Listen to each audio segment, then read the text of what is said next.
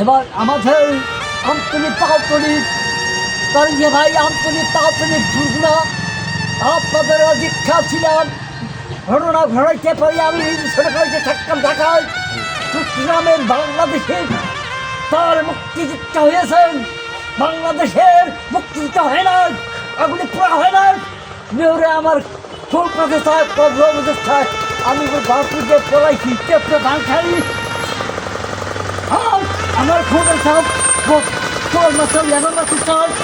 সব ব্যাকুল খাবার করে আমি এত কালের ছেলে রকেটে এটা তো না আমি এই মানুষ তোমার খাইয়ে অবাক খাইয়ে আমার কলা কাছে মেয়র লোককে সভাপতিকে